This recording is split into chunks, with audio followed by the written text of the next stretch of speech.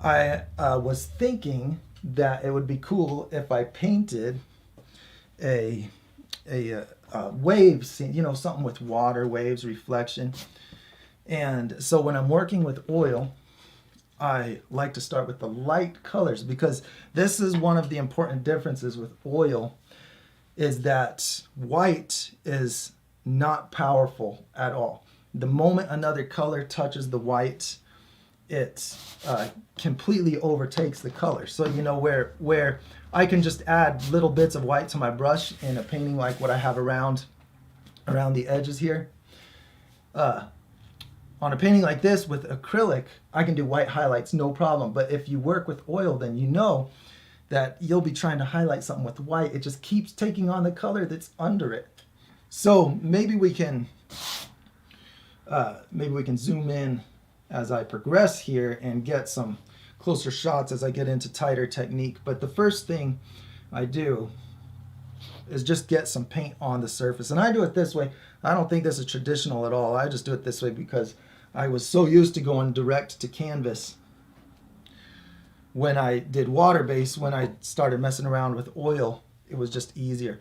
So super fast way to get some white spread on the canvas is with just, I would say palette knife if this deserves to be called that. It's just a cheap putty knife from who knows where.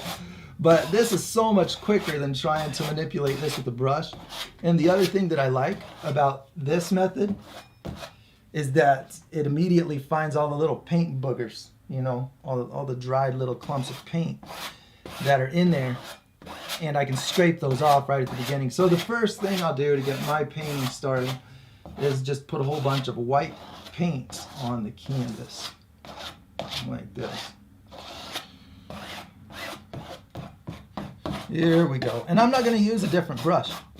I know Bob Ross had all of his different brushes for his different technique. Man, he's amazing. I don't even know how to use very many brushes other than my typical angled brush. So see how I can see all these little boogers in here? So I'm just getting those with my finger.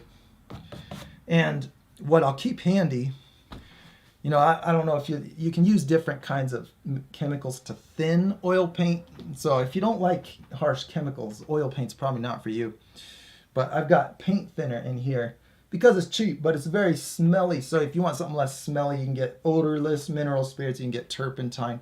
Actually, I think turpentine is pretty bad too, but it's probably not the best idea to put it in your coffee mug. I almost killed my daughter that way. I will never make this mistake again. She came home with her mom. She was home.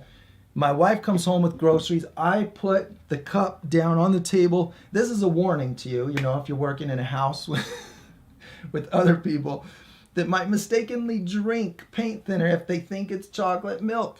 My little 2.5-year-old daughter, she comes up. I leave the paint thinner on the coffee table in her little kitty cup. Oh, dumbest mistake ever. So I could have been one of those stories on the news, and you would have been looking at me in a whole different light if it weren't for God's grace that saved me from that terrible, terrible mistake. I put it in her little kitty cup. She drank it. We rushed to the ER. And it was one of the most valuable lessons I learned about being careful. So just let me warn you about putting thinner in containers that might get drink. But I have my drinking cup right here next to it so I don't get confused. We're a little short on proper containers in my house. So now what I'm going to do is just put a background in real quick. I think that a little more white will be good. Get plenty of white on there. And then we'll do like some mountains and trees or something like that. Something that can be reflective. Actually, you know what? I changed my mind. I'm going to do some sky. Let's do some sky in this picture. I'm kind of curious how much of a painting could be done with just the knife. I've seen people do awesome work with just a palette knife. So if I want to do some sunset looking clouds, then what I'll do is start with yellow, and then I'll work my way to darker colors. So let's say we've got some yellow in there and some yellow over here. I know this is not a normal way to do it with the tube on the canvas, but let me know if there's anything I should respond to on there too, on the live chat. Oh yeah, I think at this point they're just happy that I've finally figured out what I'm doing, and you look great. Yeah, hey guys, thanks a lot for being patient. You know, Ben, I had hours to learn this. My buddy Todd, he came in and said, hey, here's all of this equipment to help you do better live streams. Most helpful friend ever. And I had hours to learn it, and he sat here right with me, walking me through everything. And then you still saw me make mistakes. Ben came in minutes ago. I'm like, well, here you go, Ben. Here's all the equipment. Here's multiple sets of software we're using to run these cameras, and here's the light scenario. And while we're at it, let's get both of us in the shot and change the camera. So he's carrying a heavy load. So anyway, what I'm going to do is I'm going to use my rule of shifting hues to make this look like sunlit clouds. I'm going to shift the color toward yellow where it's brighter, toward purple where it's darker. So I'll start with my brighter, because I like to work from light to dark with oil, because if I put dark paint on this canvas, that seals the deal. It's a dark painting. I'm not going to lighten it with white. There's not enough white in this world to turn that into a light painting. I'm exaggerating, but that's just the way it is to work with oil. So if I put some yellow in here, I can start to get a feel for where these clouds are. Now I can come in here with the brush. It's oil. It's going to stay wet. So where I normally have to think about dry time, I don't have to do that. So I've got all this freedom right now to just think about color. This is actually amazingly liberating. I can just mess with color. And so let's put clouds here. Let's put it up in here. Let's grab some of this white and put it here. And I think what's going to be fun, this is highly experimental because I never do this, but I think what's going to be fun about this is seeing what can be accomplished with just color and my palette knife, and then coming back with a brush to see what I can do beyond that. So yellow is my first layer, and I got to think, okay, I've got cloud. I'm thinking a cloud here, couple little ones up in here, light popping through somewhere. And where I have all these yellow blobs, I'm going to work darker and darker as I get to the middle of the body of the cloud. So then what I'll do is grab a towel to get this excess yellow off, because now I'm thinking that I'll put some blue sky. So man, that was a bummer. I just spilled the paint thinner down my leg. We called that a hot seat in my Ben's getting it for me. We call it a hot seat, a prank you can do on your friends if you've got paint thinner handy. You can't feel it because it's oil based, and so if you soak someone's seat with paint thinner, they sit on it for 30 minutes, their butt will be burning.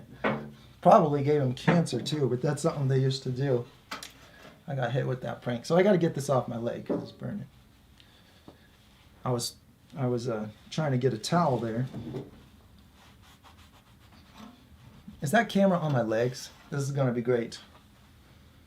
Is that camera seeing my shorts? I'm gonna take off my shorts. We gotta get the paint thinner off my skin. Luckily, I've got more paint thinner, but I don't have more legs. Oh, man. There we go. No problem, no problem. Just don't zoom in on my legs. I'm in my underwear right now. How we looking? This is a first, man. So, first thing I got to do is get more paint there. Yeah, thanks. So, I had to get a towel to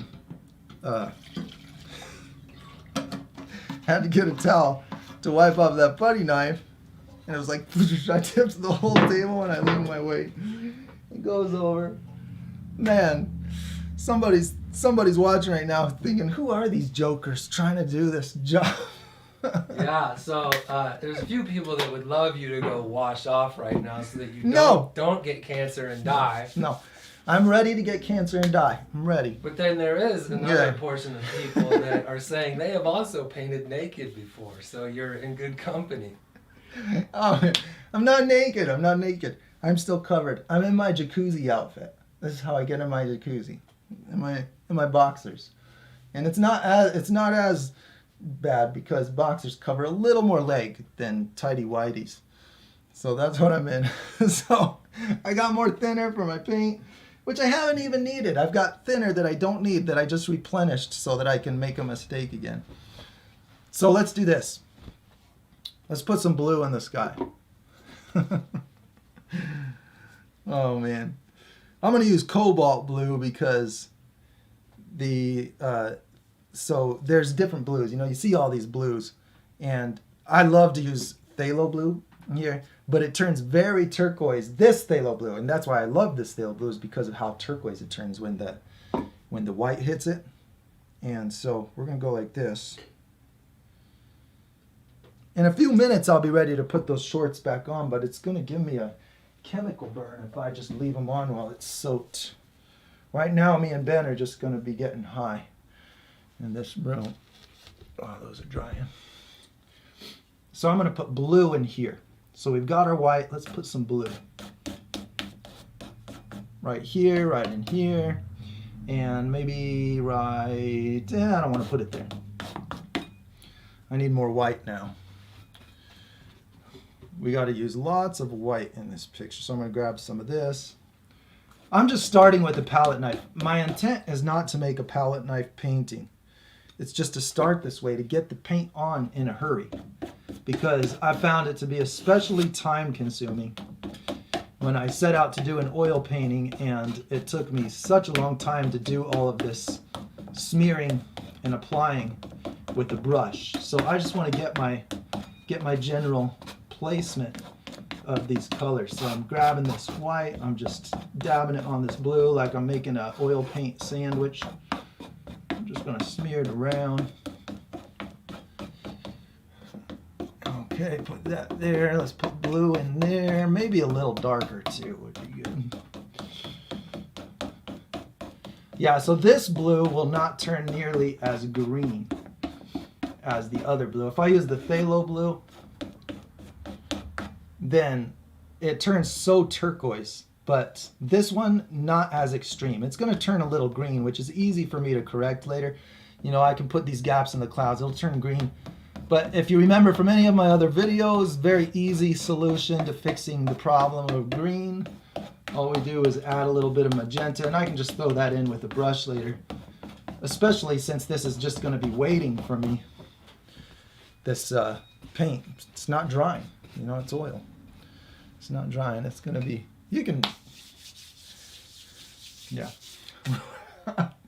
We're trying to find a solution for the smell in here. Oh man, worst mistake ever. Maybe not the worst ever, just pretty bad.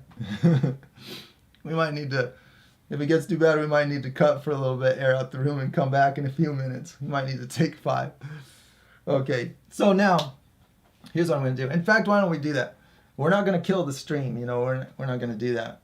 We're just going to fade to black in just a couple minutes after I get this piece in here, just so that me and Ben can air out the room and probably get this thinner soaked pair of shorts outside. We're killing ourselves. I feel like we're about to be like immortalized on the internet, like some of those live news show, the local news places. Yeah. Live is hard, guys. Live is hard. Yeah. Oh man. All we need now is for the painting to turn out ugly, and then it'll be like, these guys don't deserve to be on a YouTube You'll have channel. so many viewers next time when your painting turns out unremarkable. Oh man, this is terrible. Okay, I'm going to skip straight to magenta. So because yellow and magenta do make a red, not as vivid of red, but if you're familiar with the CMYK printing system, you know, you go yellow, it's CMYK because it's cyan, magenta, yellow, black, and those are layered over white. So I'm kind of simulating this if I use magenta over the yellow now to get a reddish tone. So this is one argument for there being many different choices for primary colors. I don't embrace any one set of primary colors as the set of primary colors. You know, they all have their value. I think of any color I can't mix as a primary. I'm just bending down, being very cautious not to spill stuff. Bending down to get a brush now. So I'm going to use my same kind of brush that I normally use to start blending this. I'm working small enough now. So magenta is going to hit that yellow. And now I have the hue shifting toward, not all the way to purple, shifting toward purple. But I'm going to make sure it blends enough with the yellow that this does not look purple. I just want it to get more purple. And by using magenta instead of red, it has more of an opposite color darkening reaction. So I'm creating a darker shadow on the clouds at the same time, simultaneous to creating the coloring by using a more purple shade of red, which is this magenta, Theo Violet to be exact, this color. It's a Grumbacher color, it's Theo Violet. And so I'm using that to both create the color I need and the shadow that I need. So I'm just putting this wherever I think maybe there's the lower part of a body of cloud. I can add some depth to it now by putting some horizontal lines. See, I left that yellow and I left this edge. So this is a cloud coming down in front of another cloud, coming down in front of another cloud. And anywhere I put these lines and fade upward, it gives me a little more perspective in my sky. So I'm going to leave some areas a lot more yellow, but I got to make sure I give myself some freedom to have kind of a loose looking sky, because I'm trying to steer away from this becoming a, you know, oil has a way of making you feel like it needs to be a masterpiece. It's slow moving, it doesn't dry. Next thing you know, just because you can blend the colors for an hour, you do blend them for an hour, and I'm trying to really resist that temptation right there. So I can always come back in here and put little details that I want to see. So probably the priority for me is just blending this magenta enough that it no longer looks magenta. So it looks like I need a touch more yellow in there to get this effect. So to get this nice sunset theme on my clouds, I'm now taking a little more yellow. See this real purple spot? I don't want that to be quite so purple. So I'm adding some more yellow. Like that, and look how quickly it got dark by those very opposite colors. So I could have used just a little dab of red and got a real bright orange, but I don't think I need it for this one. I don't think that's needed. I can just go straight to that more purple color. Okay, so now I'm trying. My intent was to leave this yellower, brighter strip around the edges, the yellow and white. So here is a bright edge that I want to keep around these clouds so they look real backlit. So I'm going to rinse my brush in the thinner, get all the color out of it. I'm going to dry it on this towel. Like I said, you know, there are way less offensive chemicals to thin your brushes with. You know, I got paint supplies all over. I had mineral spirits. It's what we're battling the smell of at the moment. But it works real good for thinning the paint. But there are less smelly options out there if you don't want to deal with that. So I rinsed the darker color out of the brush so I can come in here now with my bright white, and look how hard it is to get brightness. So I'm going to be real careful to try to just put this white where I have my lightest color. I'm trying to leave my light color behind right here in between the blue sky and the redder parts of the cloud, the darker parts. So with oil, I think it's valuable to remember that oil paint favors dark paintings. It holds dark colors so well. You can always shine a bright light on it and get a bright painting. But the colors can get very dark, and I feel like I can see more color. You know, when you put oil stain on a piece of wood, you get all that color. Where you use water-based stain, if you've ever tried this, it's grayer. It's not as colorful. You don't get that deep, dark, wet, colorful look on wood. I think it's a similar effect. When we're using oil, we can do a darker painting and still have lots of color. So the trick to getting a good highlight, this is why I'm telling you that, The trick to getting a good highlight is not blasting this with 10 pounds of white paint.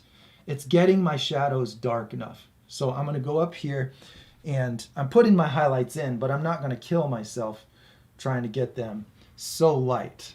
You know, I'm just going to grab my light yellow spots. Here's a light yellow spot. Mix it with some white. Dab it up in here. Get my edges. But now I'm just going to work the shadows. I'm just going to get the shadows darker and darker until I have the contrast that I need. So here's what we'll do. I'm going to edit this out later. You know, it's easy to get on YouTube later, edit out the blank spots. Take a quick coffee break, do something, because we're going to fade to black and get this toxic smell out of the room. I'm going to get some shorts on my legs so that I don't feel so weird. Hey, any comments that I can answer just right now before we shut it down for just a couple minutes and come back? How do you feel about lava soap to get paint out of brushes? I think that the chemicals are more valuable than the texture. So lava soap to me seems like a real good selling point for something that you want to scrape sludge out. But the best thing to get paint out of brushes is first the solvent that the paint has a base of. So in this case, mineral spirits, an oil-based solvent, and then just ordinary degreaser soap to get pigment particles out. I don't think lava soap does anything special. I think you're better to go thinner first. So if it's water-based, water first, then a soap rinse to get the sludge out. And that soap rinse goes both for oil and for water, because you get the chemical base first, then you get the sludge, that's the powdered pigment out of it with the soapy water. And I have actually found that laundry soap works fantastic for getting that sludge out of the brush. And you'll see the moment it hits that laundry soap, you'll see it, the colors coming out. It's the pigment dust. All right, anything else we want to talk about real quick before we shut it down? We've got maybe just a few seconds. Looks like nothing's coming in. So we're going to see in just a couple minutes, just a few minutes. We'll edit out the black spot later. We're not shutting down the stream. It's still going. We're just going to fade to black, get things fixed, and then turn it back on. All right, thanks, guys. Thanks for being patient. We'll be right back.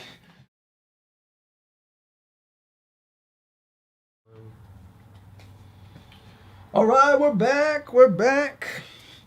And so we got our issues fixed. We had a little hiccup, very small hiccup there. Anybody tuning in recently, I spilled paint thinner on myself and the floor, and that was a problem because we're in a very small closed room, and paint thinner will burn your skin also. And so we had a cleanup job to do. So we just got some stuff out. He's even wearing pants now. Yeah. I put on a new set of shorts, and so I'm not painting in my underwear. So that was a first time I've ever painted in my underwear. And so I know from experience, you get that stuff on like between clothing for too long, man, it burns. It's like you got a good spank on your skin. It just burns like a slap. So I was getting that problem fixed. We're good to go now. We're going to continue our cloud scene. And then I'm going to put some trees and some reflection. And so let's start darkening this. So we've got the window open. You might notice background noise. We're airing out the place. We got a little bit more ambient noise of traffic going by, outside noises. That's what's going on so that we can breathe in here while I'm doing my painting. And so in case you weren't here for the beginning, we have my brother in the studio with me now. I'm very excited about that, as he is managing the things that are very difficult for me to manage on my own. And so he's helping me out with keeping things in order here. And I'm doing a great job of creating extra disorder. So what I'll do is start darkening the shadows on my painting. So let's grab some of this. I chose cobalt blue for my sky. So I'll start by darkening my sky, and then I'll just take that same color over. And this is really exactly what's happening in nature. It's always been a helpful thing for me to think through what is happening in nature to produce these colors. Helps me make decisions about my painting. So what's happening in nature is the blue light from the sky is shining on the otherwise reddish colored clouds making a violet colored result. And so the sunset doesn't produce, I have noticed by my observations, the sunset does not produce purple light.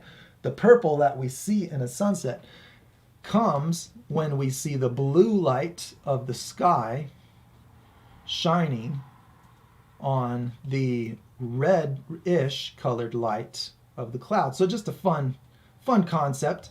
Even if I ended up being wrong, you know, some smart person finds me to be wrong about that, that's fine. But it is a very helpful working model for developing a painting and remembering how to put things together. So I can just think, oh yeah, I need to put my blue sky shining on my reddish colored clouds to get that purple color.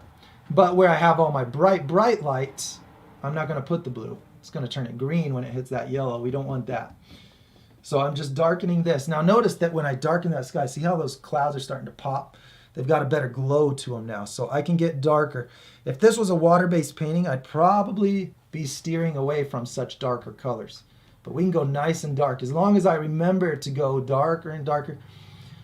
So experience is real helpful on this, understanding just how dark you can go. So I'll put a few dots of my sky in here, painting the negative space in between the clouds, and put it in there, maybe some in here, maybe a little bit. Just looking for areas before I'm trying to get this done before I jump into the color, because I don't want to come back to the sky after I get this. Look, this is how I reload my brush. I just squeeze the tube and I just scoop it right off the tube. That's how I do it. I try to avoid using a palette at all costs. Not until the very end of the painting do I end up needing to come back and find another surface to mix paint on, because I run out of places to mix it on my work that begins to look finished as the painting progresses. So now I'm going to grab some of this blue, and look, here's where I'm going to put it, right where I want my darkest spots. So this is a great spot to put blue, right in here, and watch what it does to this cloud. I love this effect. I think if I just do one quick scrape, I might be able to do this without putting the red in my sky. Well, a little bit, but it won't hurt it. Okay, so I'm putting blue in here, and we'll put some in here, wherever I want a more dense cloud, but I'm not going to put it on the yellow, because remember, I'm shifting the hue toward purple as it gets darker. If I put the blue on the yellow, then I'm prematurely shifting it to the blue. I don't want to do that. I want this blue to show up. Are you doing, what time of day is this? Morning, evening, daytime? Oh yeah, right, yeah. We're at like 10 a.m. here right now. And, oh, the painting. Yeah. I thought someone was asking about time zones. No, man, in Shoreline, where's this painting at? Right.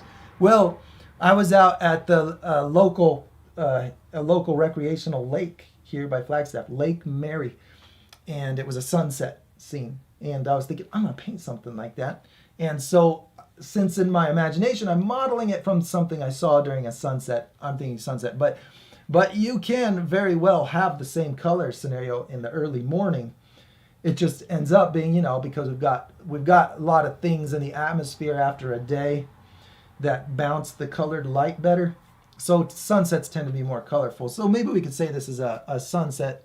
It's more colorful. But I would say it's up to the viewer to decide whether it is sunset or sunrise. But with all this color, it has to be one of those things, because we have to have the light coming across the earth to produce these colors. So let's go like this. Put some shadows. Look, I'm put some horizontal shapes in here, like that. But now here's something that I consider a minor problem, not a big problem, minor problem. I've got my darker blue or gray or purple or color hitting the yellow, and I want to see a gradual change from the purple to the red to the orange to the yellow to the white everywhere. I want to see that so that this looks real illuminated. So what I'll do is just real quick, when I get to it, I'll just grab some of my red color and put it in between the shadow and the light right there. But it's not an emergency. You know, this is oil. It's just going to sit here. It's just going to sit here waiting for me endlessly. It's the paint that doesn't dry. Sometimes I'm annoyed at how slow the oil dries. You know, this is a problem when you're trying to make progress and layer colors. So the goal here in the end with these clouds, these are just about ready for me to call finished. The goal is to get them to, or I should say my goals with these clouds is to get the shifting hue in place. I want it to shift yellower in the brightest areas toward violet as it gets darker. And then I want these shadows to be dark enough that my light looks like it's glowing. I've got to get the shadows dark enough. So that's what I'm doing right now, is just gradually darkening these. And so I'm going to put this in here, put this down here. We've got a few more horizontal shapes. Let me just kind of scrape this across a few times to get some less vertical shapes down low, more vertical shapes. And what I mean by that is everything's getting flattened as it goes down toward the horizon, and I can get more natural looking perspective on a sky by applying perspective to the clouds just like I would to the ground. So I think this is a good time to point out that just because I started with white and yellow on the edge and I talked about shifting toward purple, it doesn't mean that the edge of the cloud is yellow and the middle of the cloud is purple. It just means that the edge of the cloud is more yellow than the middle, and the middle is more purple. The same is true for any cloud, really. So if you want to paint a daytime cloud that's relatively colorless, the same pattern is there very subtly.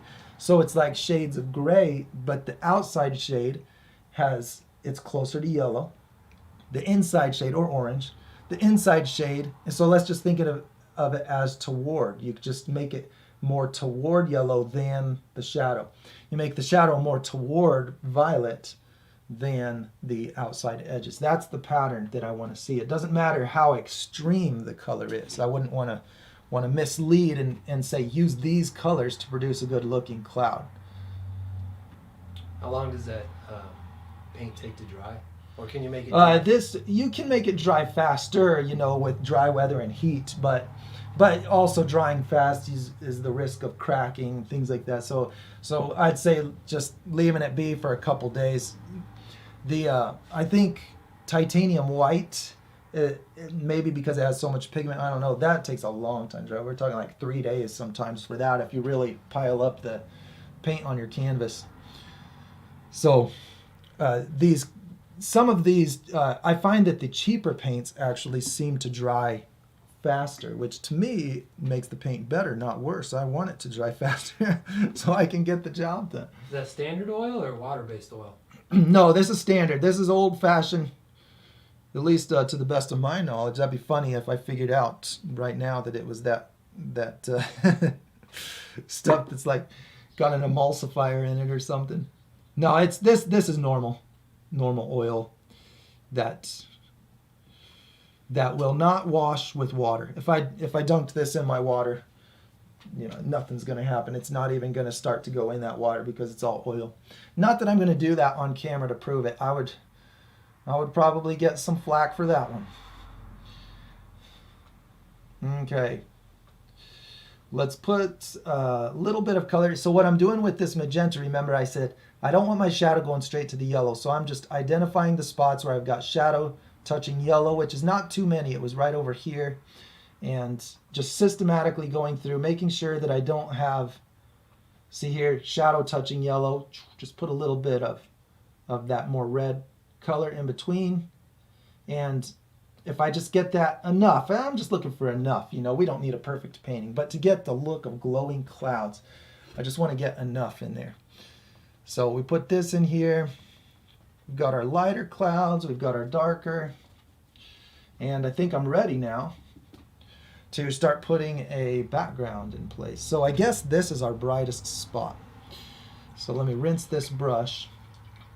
I'm going to get a clean brush because I'm going to fade right now to some of this blue. So I'll grab this white. I want to see one area that's just really blown out because maybe the sun, I want maybe the sun right behind this cloud. And so this is a good spot. I've already got a white dot in there. So if I just put a blob of white right here, that is not working very well. Let's really dab it a few times. It's heavy paint. There, let's make that spot glow a little more. Let's make this spot brighter. grab some white, put it in here. I'm going to blend this a little more too. I kind of don't like all my brush strokes in there. This is the fun thing about oil, is you can just blend, blend, blend, and kill all of your time if you love blending, which it is. It's a very satisfying thing. I just think it gets a little bit boring to watch. You spend too much time doing that. What I'm trying to do is just enhance this one spot where I really want it glowing. And so I'll put white and the tiniest bit of yellow so that I've got the look of maybe a bit of sun rays coming down out of this cloud. Let's just do that real quick. Let's just make these going like this. Let's grab that white and pull it down right there. Wipe off the brush. I wiped off the brush so that when it gets all that dark paint in it, it's not going to, I wipe it off so it doesn't apply the dark right up in here. Like that. There we go. We've got a glowy spot in there. Let's put a little more white. I like that look. Pure white right up here, and then drag that light right across here. Like that. Yeah, let's get rid of it down here.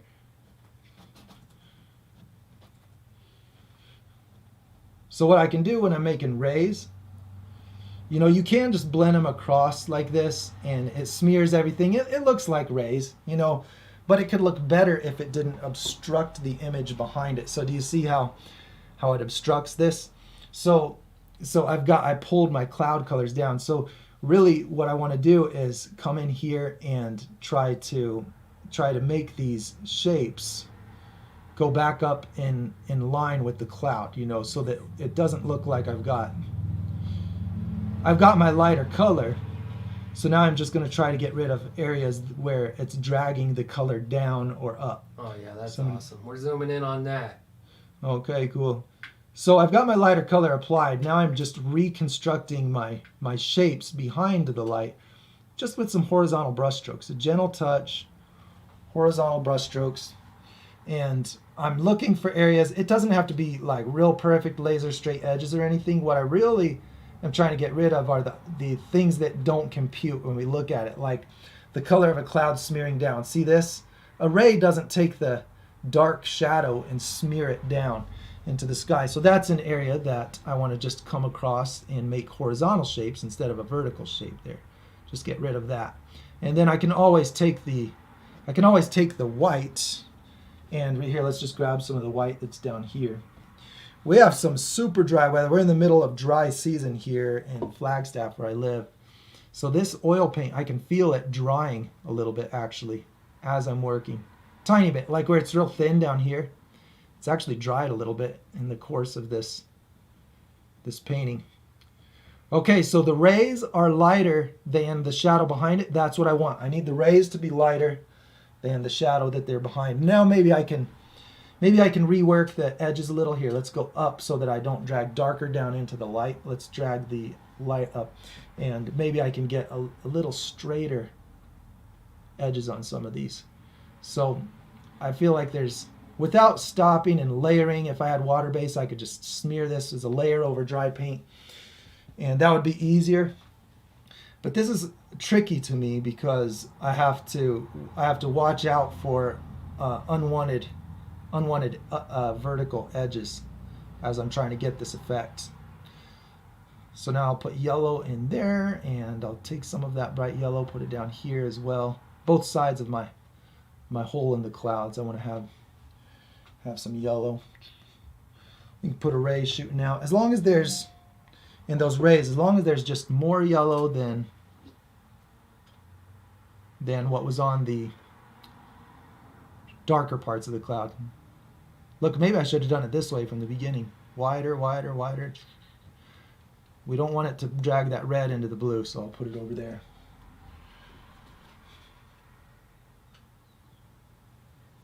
I'm going to take this, watch, I'll put space in between the rays. It's like painting a dark ray. You get that darker color, put it right in here.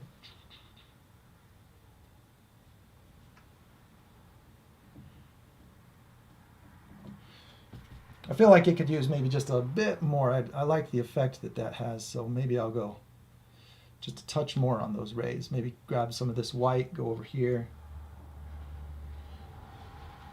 Notice that I stopped when I got to the edge of that shadow because I don't want to drag dark color into my yellow here. So I'm not going to put that ray coming down past that shadow. It's not going to work. I could take pure white, and if it's light enough, if my brush doesn't have too much dark color in it, I might be able to make a lighter spot. But in the process of making rays, I got to just watch out that I don't end up putting dark rays on top of otherwise light areas. It's going to totally destroy the effect of my sun rays shining through. Now I feel like I need a little more yellow up in here. Let's go like this. Put some yellow right in here at the edge of these where it's coming down from the brightest light. Will really enhance this. And so here's a problem that you run into. I'm running out of ability to put a bright white highlight on that because the dark colors, they rule, man. They just take over. They don't give way for the lighter color. So what I have to do is just pile the white on. I'm just trying to scramble this edge right here a little bit. Make it a little bit less of a perfect little hole. So let's go like this. And now I'm going to grab a bunch of white. Why don't we do it with the palette knife? Let's try something different. Maybe this will give me a better result. Bright white hole in the cloud. Like this. There we go. Now we've got a good glow. I'll leave it like that. So the way I put a white highlight on a painting that's got a lot of dark colors, heavy paint, boom, I just blasted it with that white and leave it alone. So now I'm going to start putting a background in place. And I want trees, so I'm thinking that the color I'll use needs to be very gray. I want a very grayish, what should I use? Black. I know that black will work good. So do I have a black on here? Let's get this right here. Is there any reason to wait until the paint dries before you do those rays? Oh yeah. No, if you've got the patience for it, you can do awesome rays by just layering it with especially with oil. If you got time to wait for it to dry, it makes your job way easier and super effective to just do them as a separate layer on top of everything. So since I just don't want to wait, I don't want to continue this project and wait for it to dry days later and come back. But if you do that, you get very good results. Very easy. And with dry oil and then putting a wet coat on top of it, you can erase and redo and erase and redo. You've got plenty of workability with that. Okay, now I'm putting this gray background, and I'm thinking that I should probably put some blue for our blue atmosphere, just for effect on my distant trees. Now remember, I put white all over this whole thing, so there is white in this mix, and it's going to get more gray as I go up in here. So now let's say there's a tree line somewhere up in here. And again, I'm doing this for speed. This is for the sake of moving faster, getting these in place. It would be fun to just do the whole picture like this, like I was a pro, but I'm not a pro oil painter, and I don't use a palette knife a whole lot, but I just know it's great for getting paint where you want it to be really fast. So I'm putting a silhouette back here, and this is what I want to look more distant. I'm going to see what it looks like if I put I'm thinking a tiny bit of yellow, but I'm kind of thinking not. I don't know. I'm unsure about that one. Let's put just a little. I'm going to put more yellow and black. That'll give me a good kind of sunset light on the trees, black and yellow. And so I'm going to get more black. I want a darker silhouette for that tree line. More black. I'm just adjusting the color, I just blast it with that yellow and black with this palette knife, putty knife, cheap scraper. I'm just getting the color right now, that's all it is. Okay, I like that one. So since I'm ready to use that color, I'm going to grab my brush And I'm going to put the shapes of little trees in this picture now. So all I need to do is maybe just use, find a brush with a point on it, and just doing this is going to give me the look of a horizon with little treetops in it. So my first battle was just getting the color in place. A believable color is where it all starts when you're doing a painting. I think so much is accomplished just with color. Very little detail actually needs to be in a picture in order to cause people to see the scene that you're trying to make. Very little needs to be there. So I want lots of atmosphere. So atmosphere is created by really blending the color of the sky into the background. So that's why I chose this very gray color. I'm not showing much color in the trees because I want it to feel like this blue and orange and the green of the trees is all mixing together, creating this very gray result. And also I'm just dragging this, since it's oil, it's mixing as I pull this color down. I'm doing downward strokes with my brush, gradually finding my way higher and higher until I just like the line, So it gets lighter where it hits my lighter base, and then it's kind of just a little side effect that I have trees in front of trees. This darker color hits the lighter color that's higher, and you can see just faint silhouettes of trees in front of trees because of that. Gosh, I'm thinking that this would look good if it was just a bit more the sky. I think that I want to go more extreme sky color on this, so I'm going to skip straight to orange. I could just add my sky colors, magenta, yellow, add all those colors to it, but this is a shortcut. You don't have to have orange. Like I said, it's just a quick way to get it there. So I'm going to grab this cadmium orange and just add that into my mix. Just going to add that in there so that this looks like it's really back there. That's my purpose in adding that orange, is to say, well, if we've got like a lot of atmosphere in the picture, something we actually don't see a lot of around here because the air is so clean and so dry. So see, I can afford to inhale a little bit of toxic fumes because the rest of my life is going to be spent enjoying this very clean air, where many of you probably live in a city with lots of harmful chemicals. So before you criticize me for what happened earlier in this video, just think about how long I'm going to spend enjoying beautiful, crisp, clean Flagstaff air in the course of my life. That's an excellent point. Yeah. How many cars are going to drive by you in your lifetime? Okay. Now let's put this color up here. So all I wanted to do was just make that background a little more orange. It looks like I got it heavier there, lighter here, but I don't care. As long as I just have the presence of the color there. And now I'm going to put a second layer. So let's put some black. I want a darker layer. And I'm thinking this layer needs to be greener. It's closer. But this is an evening scene and the sun's behind it, so I can't put a ton of color in here. It's not going to look right. I need my shadows to be very dark in order for this to really look like a sunset scene that I could step into. So I'll put yellow again because that'll turn my black green slightly. It's not a real extreme green result, but it is green. We'll have closer trees. Put that across there. This over here. Look how fast that is. I can't do that with a brush. Way faster to just mix it right here. See, when I see Bob Ross doing this on the palette, I think you should just do that on the painting because it'd be faster. Of course, he does a whole bunch of other things way faster than I do. So in the end, I can't criticize him because he's got a painting that looks better than this in 30 minutes. So let's go like this and put more black. I want more contrast still. Let's go like this. Maybe one of these days I'll try that mountain technique. Whoosh, whoosh.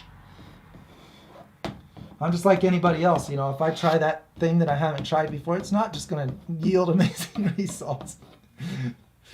It's not just going to magically look like a mountain for me. Okay, I got my darker foreground color. I'm pretty happy with that. I think more black will be good. More black. Lots of dark color because I'm not going to have much closer than this. So it's good to think about the rest of my painting. You know, since I don't have a lot of other shadows to do closer than this tree line, I can go real dark since it's going to be my closest object.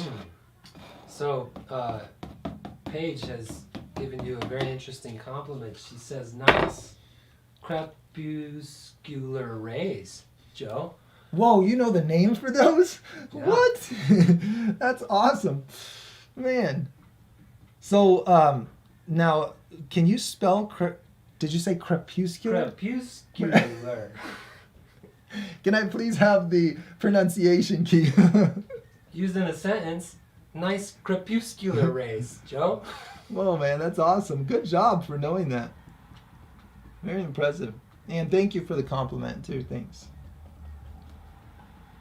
You know what I think is fascinating about rays? I'll tell you something. Is rays, they're always parallel. When you look at rays coming in the sky, you've got rays blasting out here. You've got them, you know, you look at the other side of the sky, they're blasting out from a point. They look like stars. They're just parallel lines. They're completely parallel. It's entirely the perspective of the closer part of the ray being bigger and further apart that makes it look like a star. So as I was looking at that, it looks so much like an explosion in the clouds when I'm out there admiring the sunset, looking at everything that I could never paint, you know. Why don't you pre-mix on a palette? Because I'm used to doing it this way. I definitely could, but it's an extra tool in my hand that I'm not familiar with now when I'm working with oils. And I like the color diversity. So this is something I've actually found to be really valuable in mixing on the canvas. Am I looking at the right camera here? Are we on this?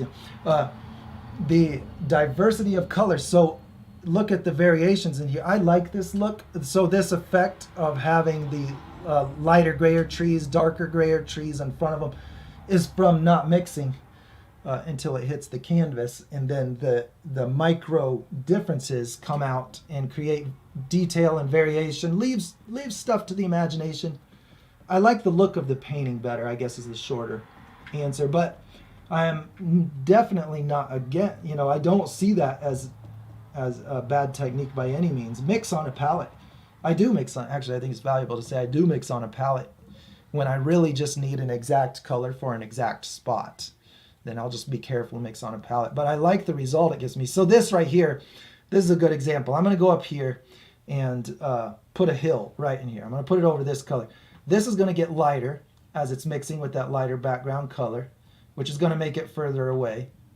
And so if I just pre-mixed on a palette the color that I'm after, then I'm not going to use the colors that are already on here, manipulate it, mess with it. Then when I come in here and grab it from down here, it's darker. I keep going. Now I'm getting darker, greener trees in front of those lighter. And this is an effect, to me, that's easier to produce when I just am taking all the paint straight to where I want it to be. Just taking it right to the canvas. So comfort zone. You know, it's just where my comfort level is. The way that I like to work. Okay, so now we've got lots of atmosphere in here. It's time to do some reflection on the water.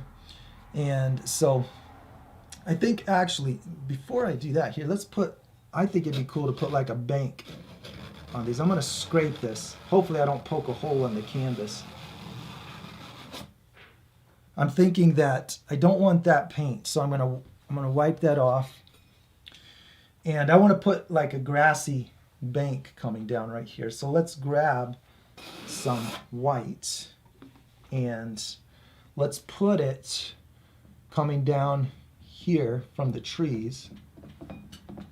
And so there I'm going to take grass and the sunset light. I'm going to use yellow and orange to get more the color I'm after. So let's use some yellow. Get this in here. And I don't want it to be so green. That's why the orange. That's why the orange along with the yellow, so that it makes it a little more sunset colored than it would be if it was just daytime grass. Okay, so let's go here and make that get gradually darker as it goes up into the shadow of the trees. And the reason I pulled out the palette knife for this was because I was just thinking, man, I could like get some horizontal lines just like that, man. Just that makes a perfect horizontal line, and to get perspective, horizontal lines are your best friend. You know, boom, you've got them in there. So what I'm going to do is maybe just fade the top edge of that so that it looks like these are going up into maybe a small amount of shadow under the trees. So I put black on my brush. I'm going across this top edge, and I'm just going to go up and down and scramble the edge so that it's not quite as perfect, because maybe there's some closer trees, some further trees, and I'm just looking for some darker shadow to be present on the lowest part of these trees. I just want it to look slightly darker. Maybe these need a few trunks. I wonder what it'd be like if I just made a few lines. I'm not sure if this is going to have good results, but I'm going to put some vertical lines coming down so that, you know, the forest we have here, it's thin. The Arizona forest, you can see, I could run at a full sprint through our forest. And so growing up in Ohio, that is not the kind of forest we had in the Midwest. You definitely cannot be running through that forest. But this forest is very thin, so we'll see the grass gradually becoming more visible as it comes out of those trees. So that's why I put the trunks coming down. And now just to top off the believability of that, what I need to do is create shadows in between my trees. So let's grab black, and where I have deeper forest, I'm just going to put shadows in here like this. So we'll put shadows. That black is not a very strong black. I noticed when I put it on the first time, it kind of disappeared into that gray. So I'm dividing it up because I want it in between trees. I don't just want a line.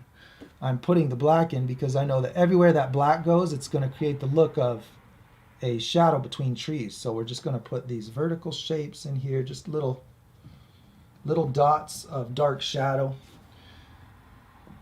And I'll dab it a few times to scramble up any edges that look like they're going to get in the way of my imagination seeing trees.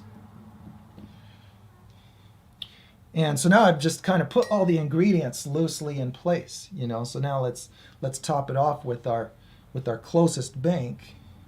And I think I need some more black right here. Let's put black. And this is good too, because the darker this gets, the brighter the light gets. Remember, in a painting, it's a closed system. So the darker, in order for one thing to get, what I mean by a closed system is it has to borrow. Everything has to borrow from what's in the painting. So in order for the light to get lighter, the darks have to get darker. You have to give the brightness away from these to this. We have to shift, you know, because we just can't turn up the light on a painting. So the darker these trees get, the brighter that sky gets. And likewise, the reflection that I'm about to put on water also is going to get brighter. So now I think just to top that off, I could put extra color on the front where I have my grass. So I'm going to take some yellow, and I'm just looking for those same colors I put on there, and I'm going to put just a little strip of them right across the front where it's brightest. You know, I don't think it's going to look so good if that's bright at all. It's not like the sun would be hitting that grass. So it's really probably not a great thing if I have a real bright orange. So I'm counting on that getting killed quite a bit by the grays. I don't want a bright color. I just want it to be brighter than then the rest, grab some of this white too. The white kills color as well. It won't look like it's being hit by that sun if it's not orange. So I'm putting this here. There, see how that strip near the bottom that doesn't have any tree trunks going across it helps to deliver the effect of the closest bank coming out from the trees. I'm just trying to get some of that color. I'm turning this sideways because I want to see some of this color up behind some trees. So, you know, just a few spots where it's going up. Where's our rude guy? Is he still online? No, we had a guy check out, Joe, because we dropped the ball, man. We're sensitive artists, you know. We really take to heart these times when people are disappointed in us. We aim to please, give. It's true. I can't pretend like that's not true. So if you come back, dude, our bad, man, our bad. Yeah. Well, I need those reminders in life that I don't have it all together. Okay, so there's my grassy bank, and I'm probably gonna chop off some of that. I'm gonna go like this, and now I'm ready to put some water in here. So let's really just bring this right up to there, and I don't know, I still feel like I might have gone a little too extreme on the brightness of that grass. I'm gonna do this.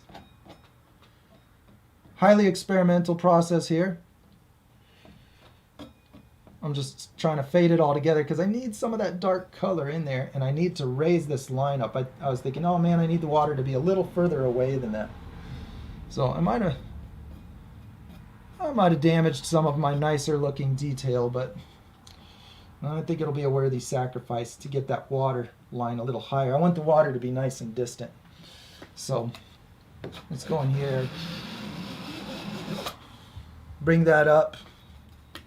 Okay, so the reflection, I like to start light and then get dark. So why don't we just put a whole bunch of white on here and go like this. What should I do first? Get a lot of white. Get a lot of white on there. So I would do this on a palette, but I just don't see the difference between the palette and the painting. I just don't see how they're different. So I'm going to go straight to the painting. And then I'm going to wipe all the sludge off of my scraper. And then we're going to take this white and get a real good bright base for the reflection here. Like this.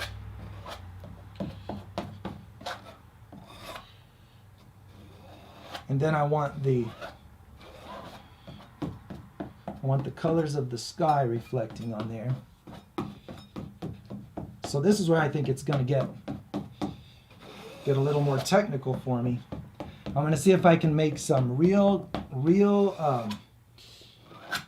straight horizontal waves coming across here, because I saw these waves and I was like, man, I have got to paint that. I love the look of that. So what I'm going to do is I'm deciding, am I going to go sky color or blue color first? And so I'm thinking that I'm going to put the reflection on first, because I want that to be the lighter color. I'm going to go darker and lighter and darker. No, I changed my mind. I'm not going to do that. I'm going to go blue first, because the blue is going to be nice and light. I'm thinking a bright blue sky overhead. You'll see where I'm going with this. Let's grab some blue right here. And I'm just going to put some blue stripes. I'm going to establish my waves. So I've got waves here and here, just anywhere that I want to, you know, I'm thinking about the overall direction of my waves right now. And what I'm going to do is put a vanishing point that would be like to the upper right. So I'm going to angle these like this. And they've got to get closer and flatter. They really got to get squished and level as they go back. So back in here, you know, this is where my waves are going to be very, very squished. Careful now, don't spill that. Okay, let's go like this. Definitely don't spill it. Don't do that again. Okay. So there's a lot of talk about baby kittens and how awesome they are. not to detract from the miracle that is your water painting. It's but fine. How would you feel about painting some baby kittens at some point in your life? Yeah. Baby kittens, huh? Are those just where the magic is, or what? What did I miss? I mean, it's a morning for baby kittens. Yeah. And, Okay. All right. Who's got baby kittens? I remember a previous conversation. Someone had some baby kittens on the way, or some newly arrived baby kittens. Yeah, right. I think it's coming up, and now we want to see painted baby kittens as well. Yeah. Well, I'm not against that. We could do baby kittens. It's not long, you know. You know what the difference is between? No, I'm not going to get into that. No. I need to do a step by step on like cat versus dog versus. I guess I kind of did that in that drawing, huh? We dealt with different animal shapes, but not thoroughly. That was insufficient to be about that. That was 2 live streams ago. Yeah. Okay. We'll get into baby kittens. I would be wise to do some homework. So to do a good job with baby kittens, what I would research in order to get, because I would have to get myself ready in order to do that. I would study the parts. So I would go down the parts list. I need not just the eye, but I need the shape of the circle relative to the corners. What's the slant of the eye? What is the curve of the upper eyelid to the curve of the lower eyelid, and how do those slant and how far apart are they? I need to study those very specific attributes of the kitten in order to get the look of the eyes. I would go to the nose and say, what's the general bigger shape of the nose, which I know is triangle. You know, if I was doing a different animal than a cat, it would be less triangle. Cats have very triangle noses. And so then I would learn that part. So I would go down the parts list. It's really just a parts list, but the more you know what those parts are, the better you can be at very quickly going down the list and familiarizing yourself with them. It sounds like the kittens were born during one of your paintings. Really? Like Is that what happened? Is that why there was all that like conversation? And now the kittens are here. We should celebrate that. Yeah. Dude, that's amazing. That makes me feel, strangely, some sense of honor. Okay. Right. Okay. You had nothing to do with it, Joe. I'm sorry. Had nothing to do with it. Okay, now it's time for the orange. So orange in that very small amount of blue is not going to make green, which that's what I don't want to happen. You know, whenever I try to put the yellow of the sky on blue, I get green. So right now what I'm doing is looking for my whitest areas, and I'm putting this orange on those white areas so that I get a brighter result than if I put it on areas that are already dark with the blue. So we're going orange, and what I need to happen is I need to see less and less of that blue as I go higher in the picture. Okay, now that I've said that, we can talk more about the kittens. I'm not trying to stop the very important kitten conversation. Well, we've moved on to snakes now, so... Okay, it's just artist talk, right? Yeah. We're appreciating different animals. Yeah, lots of things are awesome to paint, you know, and have. My son has a python. Does anybody have any ideas on how to give some medical attention to a python that seems to exhibit some strange breathing behavior? I think he's sick, and I think he's going to die. We don't want that to happen, but apparently reptiles are really vulnerable to respiratory disease. It seems like it's the onset of that. So if anybody has any ideas, shoot them my way. I'd really like What that. time of year do you think it is in your painting? Well, I'm going to say that it's evergreens, you know, but since the grass is brown, I'm going to say that it's dry season in Arizona. This is what northern Arizona looks like. We got the pines, we got the fields, except, you know, somewhere you might see a mountain, maybe not. Depends which way you're looking. Dry grass, that's before the rain, so I'd say it's very similar to now. I was out at the lake the other day and getting inspired by the colors. Yeah, somebody said it looks like Lake Mary. Man, I wish I had my phone on me so I could just flash up a picture of the picture. Yes, it should look like Lake Mary because that is where I was. Of course, not that I can just automatically paint whatever I saw, you know, run into problems. Dude, look what happened when I did that. Look, I can put tiny waves inside the big ones. But you got to be careful when you get into this kind of stuff to keep the lines straight. They've got to stay straight. Okay. It ceases to look like water when we the reason I'm taking all this time here is because if I ruin the uniform direction of these the perspective, if I get some this way but some this way, but they're kind of randomly scattered, I lose this glassy reflection effect that I'm hoping to achieve. It's gone. So drawing water, painting water, that can all be done by paying special attention to the direction that I'm putting these shapes. So here we're putting a wave that is hopefully pointing toward the same off-canvas vanishing point somewhere out there to the right. So as I put every little shape on here, it's fun putting them wherever I want them to be, but there is some criteria that I want to try to follow. And that is the angle of these. I want the angle to look something like this on all of them. I did that because my table's in the way. I turned it upside down so that I could get down here, get a little shape in there. So this is kind of fun with oil. I feel like I can just ruin this thing and just come back and repair it. No big deal. This paint just stays wet, man. It's crazy. Hey, also, we see a lot of you guys out there. Don't be shy. I'm here to make sure that you guys get any of your questions answered. So type them up. Don't be a wallflower. Joe's here to take care of whatever you want to know. Yes, that's true. It makes my job funner when I know that there's some engagement too.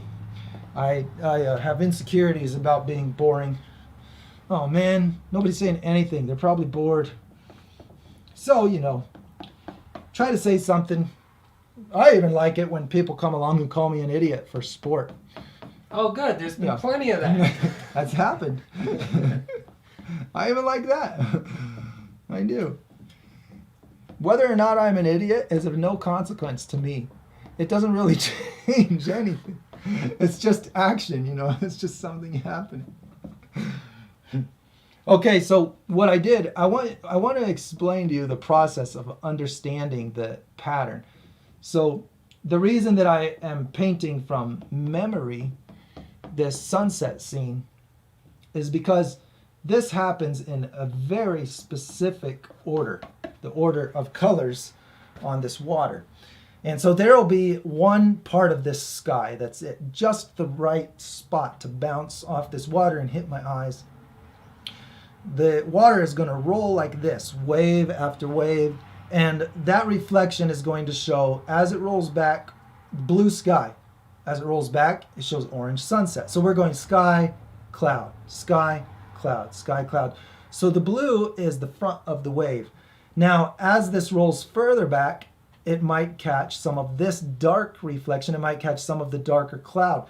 So what I want to see happen here is representation on the inside. So because it's rolling these shapes forward, backward like this, what it's doing is drawing circles in the process. So all of these shapes are going to have a color around the outside, and then within that boundary, another color within that. So outline, you know, you're going to have colors outlined by colors, depending on their height in this picture.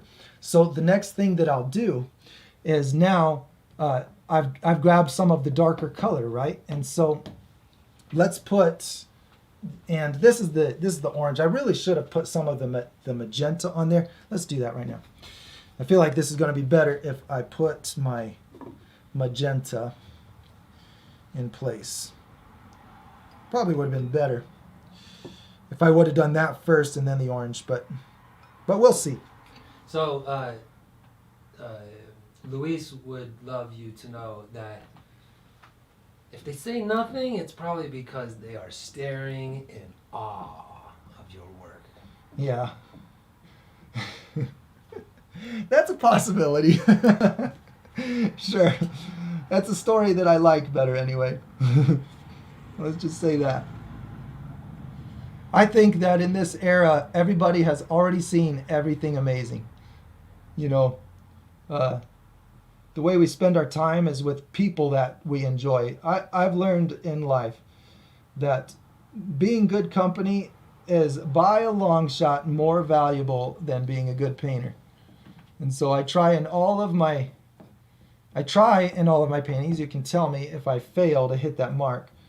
All of my videos that I post, my goal is to make something that feels good to watch, not to just show off what I can do, because I understand that if you're just after a beautiful painting, there are like thousands and thousands of videos of people making awesome paintings.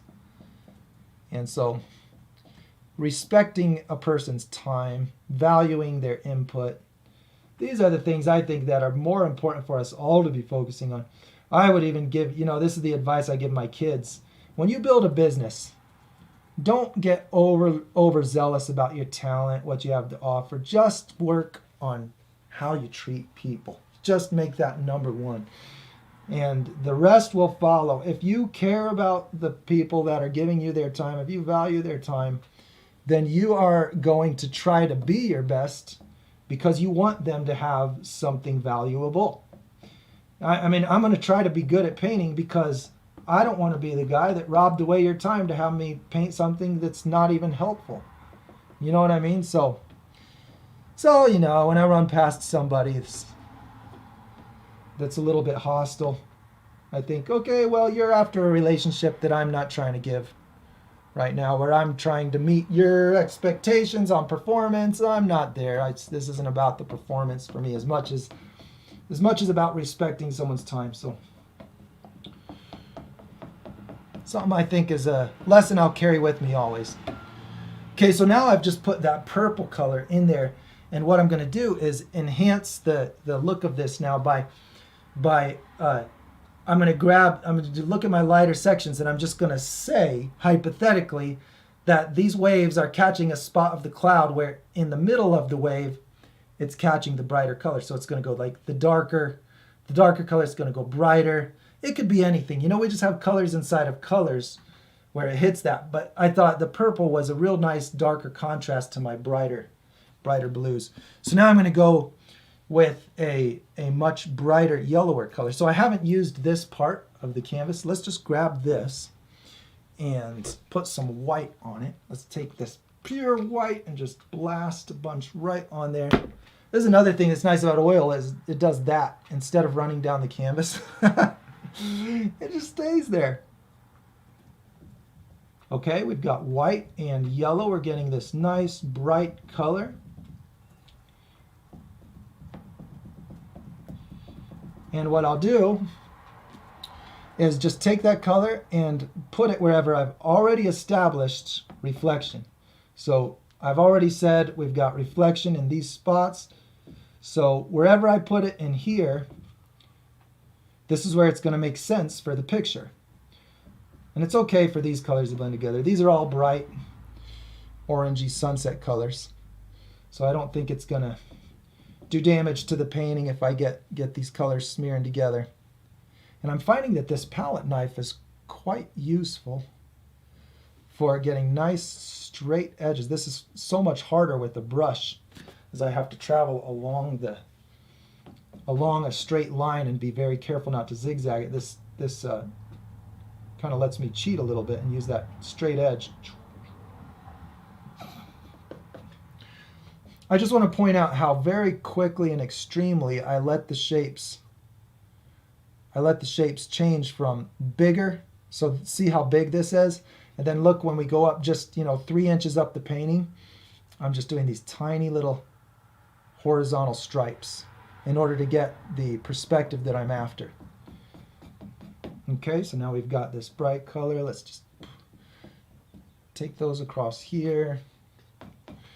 And now I'm thinking we want lots of bright color in here. Let's just smear it in. I wonder what would happen if I grabbed this color and just put it in here and then added the texture, because this texture is very important. I want horizontal texture.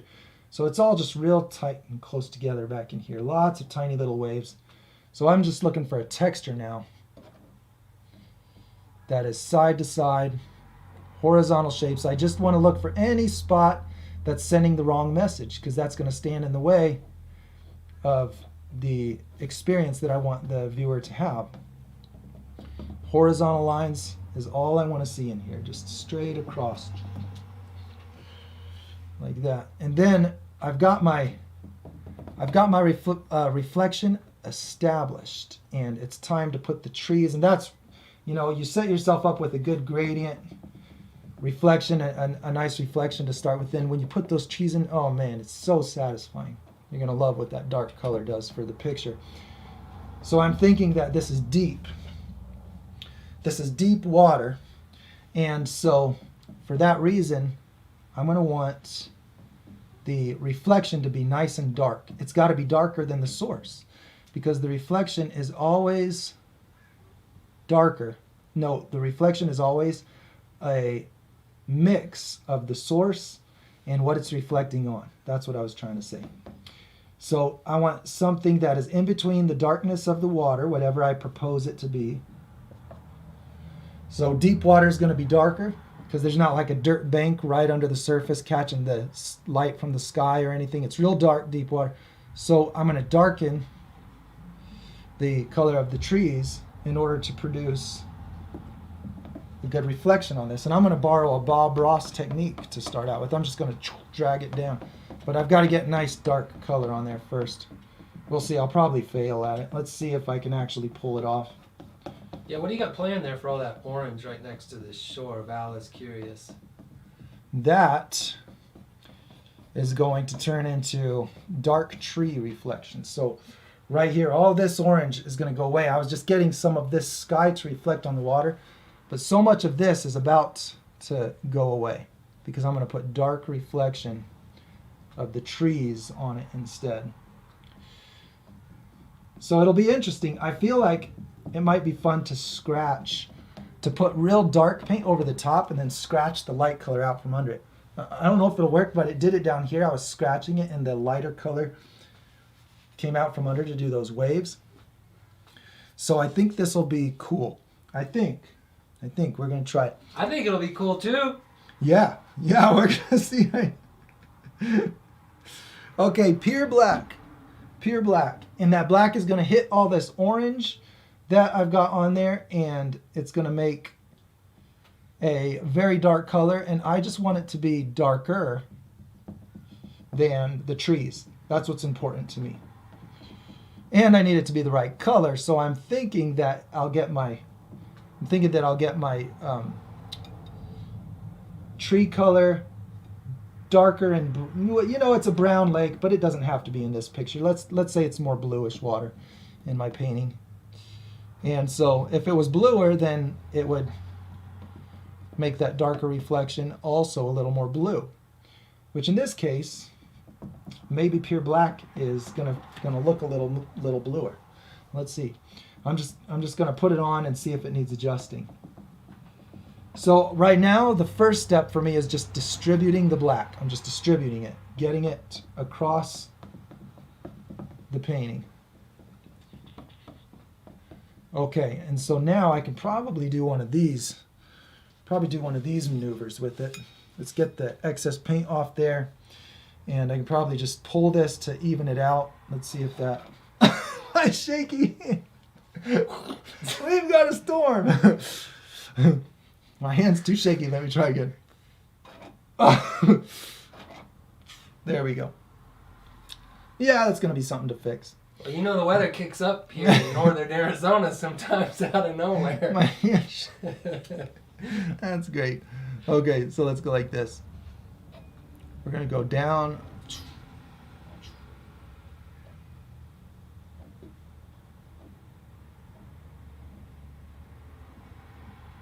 Right down onto my reflection. And if I can manage it, I want to make sure that that dark color just hits my orange spots. I don't want it to hit the blue spots, because remember, the blue spots are where the water is reflecting the sky. And so here's where I want this dark tree just to overlap where I have the orange. So let me repair the damage I did with that shaky hand. Doggone it. Those of you that have steady hands, I am jealous. Gotta tell you. And no, I'm not interested in doing CBD oil to make my hands more steady. I keep getting ads for that. All right, so now grass. Let's just repair this bank right here. Just a few little dabs, like so. We've got our grassy bank back. Okay, so now I think this is time for a brush to get a real soft look. Remember how Bob Ross used to do this? It worked for him. I think it might work for me.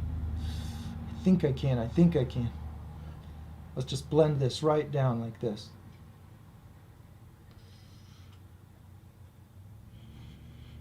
But what's weird about this is that I had all this heavy texture, and so I have somewhat of a very choppy blend. So I'm going to go upward too. Looks like I'm going to have to practice my Bob Ross technique. But on the distant water, so you know what makes this, when you see this, I gotta tell you something here that I think is awesome. When you see this effect of the reflection just coming down, blending like that, it's made of millions of horizontal shapes. It's not vertical shapes, it's horizontal shapes. And so when you have, like, when you see lens flare, you have a big star that comes out, same effect. So when you have many horizontal shapes all catching the same, because they've got the same angle, each one of those millions of little shapes all has the same angle, then we get a line, we get a long row of shapes down a line. So it pulls that image down. So it's horizontal shapes that cause the vertical reflection distortion. I just think that's a fascinating thing, understanding that. Okay, so now I'm going to go like this and put some of these horizontal shapes in there. Actually, that brush is not going to work. I'm going to take this, and just like I said, I'm going to drag this knife across. And it looks like I have to have the pressure just right for this to work. And the angle is also very important. I guess I'll just destroy any spots that are the wrong angle and don't seem to have the effect I'm looking for. But here I'm scraping off the black. Just one technique to use. I'm not worthy of saying this is how you do it, but it's just something that came to mind as I was painting. Like, hey, this is an effect that I want to see in there of the sunset reflection catching fewer and fewer edges. We're seeing fewer and fewer edges that are at the right angle to send us that color. So that's why we have all this orange down here, but then as it progresses up into this picture, we're going to see fewer and fewer shapes like this. When you take this shape, go across here. I'm just looking for spots where really my dark reflection looks the worst. Those are the spots that I'm probably going to prioritize and put these horizontal scrapes across. The reason I thought this might be a good idea was because I saw right away, I was like, hey, when I had the white under there and I scraped it, that white showed up. So maybe if I put black over this and scrape it, then the orange will show up. And here we go. I'm getting these orange colored reflections. I just have to be so careful, especially with my shaky hands, to really just get a uniform direction to these lines. I just want them to be especially. Can you see that curve? Look how weird that looks. That does not look like reflection. It's because that line is curved. That's why. So that'll be one that I would look into adjusting, you know, or just painting over. You know, it's not like I can't just paint over it. Let's put these lines going across in here. And now I'm thinking I want to take my darker color and put just a few little dashes of dark reflection going into the light. So just like I have light reflection going into the dark. So the next thing I'll do is dark reflection going into the light. So I'm gonna spread the love here. Let's grab some of this dark. And hopefully that's enough. Let's see. To go down here and put just a small representation of some of that pine tree reflection getting caught by these waves. Just the ones that are tipping barely enough to grab that reflection. Put some horizontal dashes in there. So I would see less and less of that right in the middle of these waves. Less and less of it as it goes higher in the picture. And I'm just putting it right on those already established reflection areas. Let's put it in here.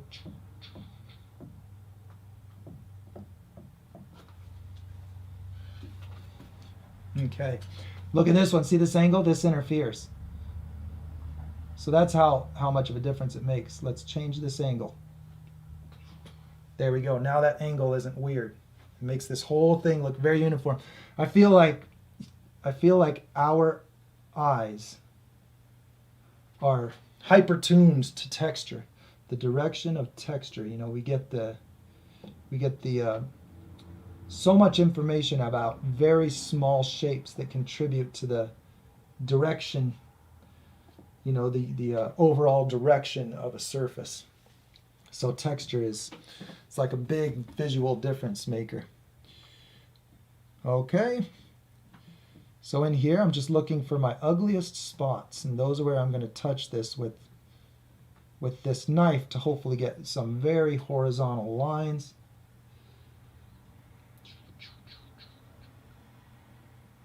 And make this whole thing uniformly going this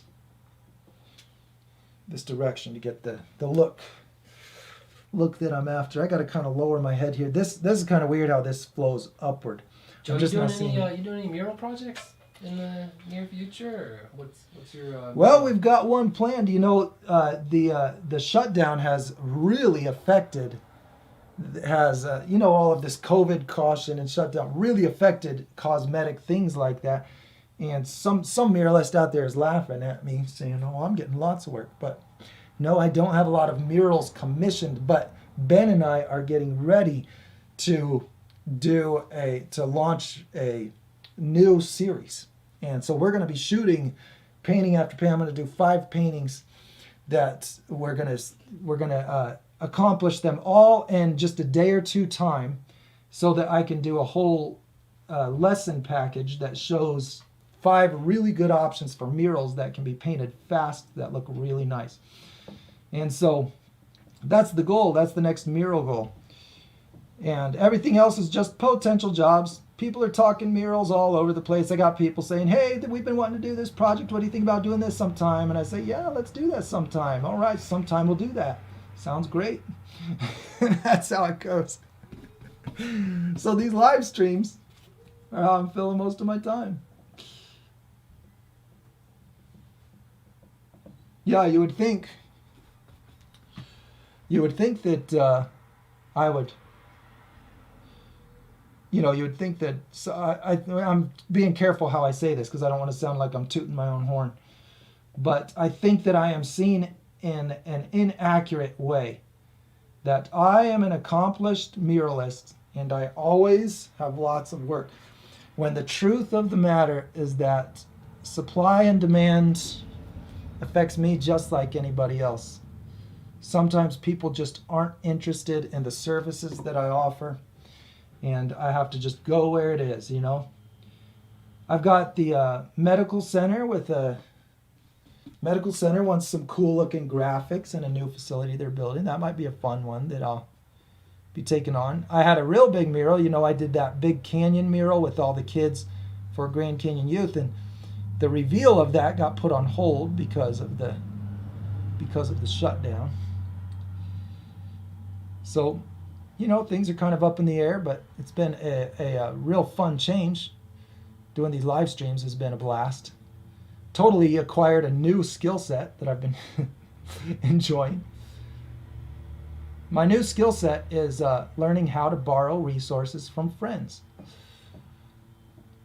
When my brother's in town, I say, hey, while you're here, do this thing for me. Okay, so all I've been doing while I'm talking is just I'm just combing through this, trying to make the texture consistent on the water, because that's how I get this to look like water. So now, I used this area to get colors from, so it's really going to improve this look if I grab this black now and tidy up this line. Let's go right here, right to this edge.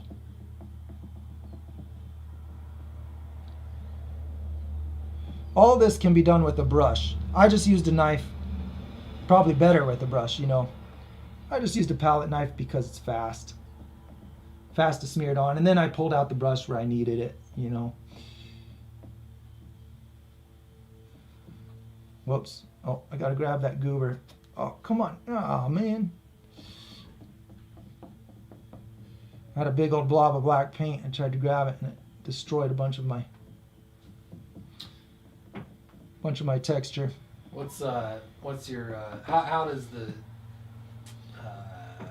current situation in the world affect your ability to work? Are you shut down, or are you?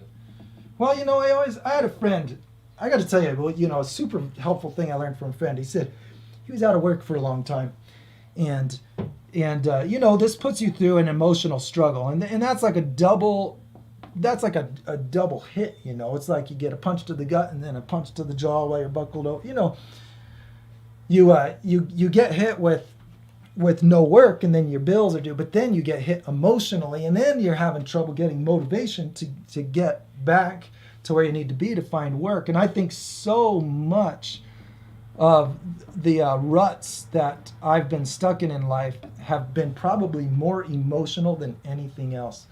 Because we are very good at adapting to our circumstances. Bills need paid, you borrow time, you borrow from friends, you get help. But the blow to the ego, I think, is the hardest thing to deal with. I had a friend that said, you know, when I'm not working, I get my work clothes on, I put my shoes on, I comb my hair, I get ready for the day, first thing in the morning. And I just thought that was so fascinating. He recognized the importance of the psychological battle. He was conquering first the way he felt about himself. He made sure that he always treated himself as a valuable contributor, a worker. And so he got dressed, he got ready, he got presentable, and the work came in due time. So for me, the question was, you know, how it affects me. Well, it's kind of the same. I get emotionally down sometimes, wondering if people like me when I don't have work. I just stay busy. I just stay, it's a discipline I've developed in life. Well, what am I going to make? I can't do this, so I'm going to do this. I get ready at the beginning. I get up at 5:30 a.m. I comb my hair, I brush my teeth, I get my work clothes on, which is not always a fancy outfit, but it's sometimes you don't even wear pants. It's an attitude of readiness. Attitude of readiness. Like the old saying, you don't get to second base with your foot on first, you know? That's I think conquering the emotional battle is number one. You know, people treat you like you treat yourself. You know that? I just have seen that over and over and over in life. Getting money, getting jobs, man, that's just asking somebody if you can have their money. It's not that different. But they've just got to like you. They've just got to like you enough. You go out in the world, you talk to people. It's actually inevitable that you will end up in some situation where someone will want to give you money to do something. It's going to happen is if you make yourself an integral part of the social community. You know, I think that's the harder battle to conquer. Those waves in the front, those are angled kind of down and right. Yeah, they are. Why did you do that? Perspective, because I decided at the beginning, let's have a perspective in this picture where we've got these going onto a shoreline. And so now that I've got that in place, you know, I'm glad you said that, because I think it would be good to, I'm thinking that we're going to wrap this up. What do you think? Because we're going on probably 2 hours. Yeah, 2 hours. Okay, so, which, not all of that was productive. I mean, a good 5 minutes was yeah. dealing with acid burn. Yeah, exactly. Let's put a bank in here. Let's do this. So maybe in here we've got the shoreline coming in, and I'm just thinking that we just put some shapes and just grab a few of those colors as this is washing up onto a shore. And we can have a very sudden change of contrast, because where this goes from reflective to not reflective, we've got dark silhouettes during a sunset. So all I'll do is just make the texture, just get the texture to be horizontal like this, and then I'll put a few little of these dark little nicks out in the water, like we've got some rocks. There we go. Let's get some black. Put a couple rocks getting splashed. And so it's just the color and the texture is what makes this look like anything. Just getting the darkness puts that contrast between the edge of the water. Now we've got two things telling the same story. You know, in a few seconds I just put a little color on there. It looks like, it's not that it looks great, you know, but it's immediately delivering an effect that I'm after. Anyone looking at this picture can quickly interpret this as a shoreline now, because it's got the angle consistent with this angle. We've got a vanishing point. We've got the perspective of waves coming through, coming up to the shoreline and going to a vanishing point, because they're all just a bunch of parallel waves on a flat surface. I'll have to take this clip off to finish off that piece. You doing any workshops anytime, or nothing planned, man? Yeah, I don't even know how to do that. We got half the world that's just scared sick about being close to people, so I don't think workshops is going to be a big hit. But if anybody comes through Flagstaff, if you come through Flagstaff, I am open. You know, just look me up, send me an email, get a hold of me. And I always love spending my time. You can sit in with me, just like Ben's doing right now. We could do a live stream. Of course, it's going to be hard if a lot of people do that, but I have yet to put that offer out and see a huge number of takers, because just not many people are doing that. But I love it when someone comes through Flagstaff, gets a hold of me, and I get to show them a couple murals, we hang out, we have some lunch. So that's all I've got in the way of workshops. Always happy to give my time to somebody that's coming through. Actually, I think some of my most helpful videos have emerged from that process too. Maybe they're little gems that don't get seen, you know. I had one very nice visitor from Canada, I think. If I remember right, I might be wrong about that. Come through, we made a video. She just sat and asked questions. Just asked me questions about what I was painting, and I was like, wow, man, I would never think of these questions if I hadn't invited her in to do this.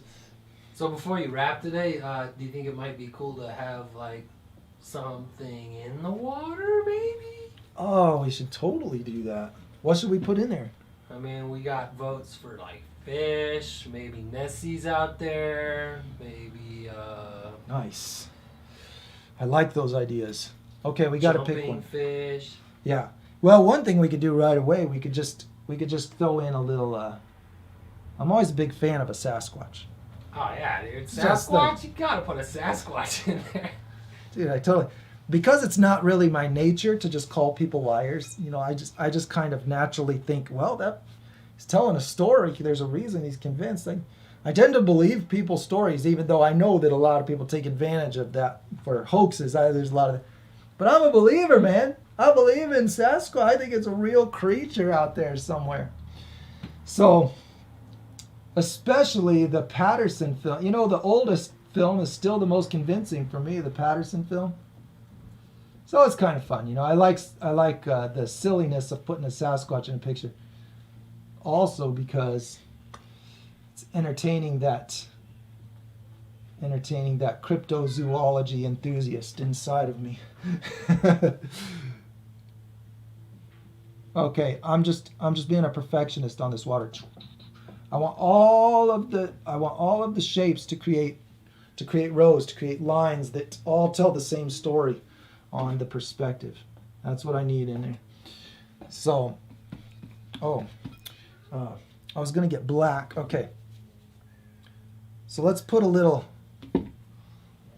guy back in here. Okay, back in here we'll put a head. We can adjust it with the brush, but just dabbing it on here I think is gonna be fun.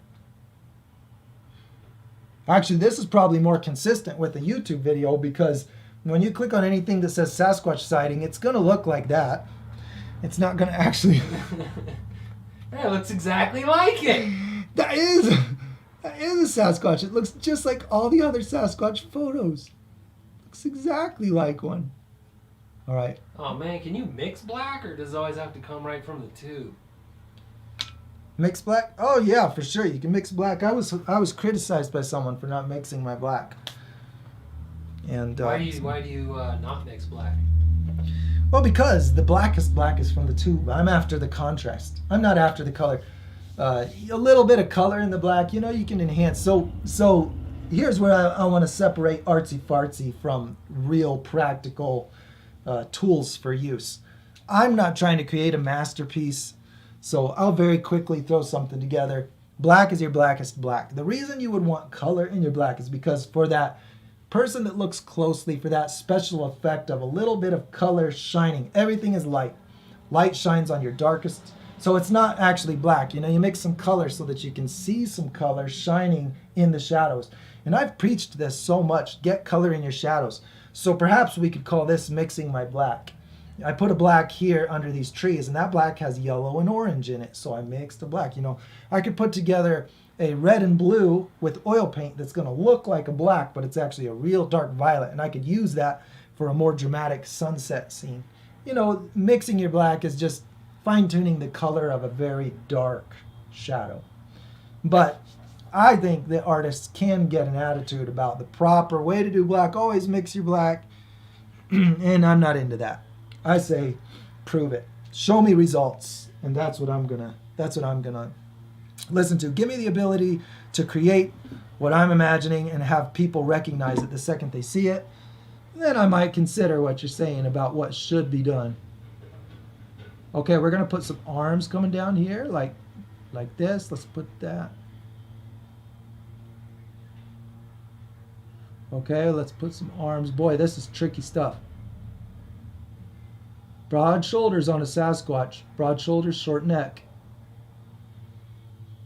Sasquatches love lake beaches. Did you ever watch Finding Bigfoot? You'd always get the 411 on the nature of Sasquatches, even though they've seen two in their whole life. Sasquatches love the sound of children by a campfire.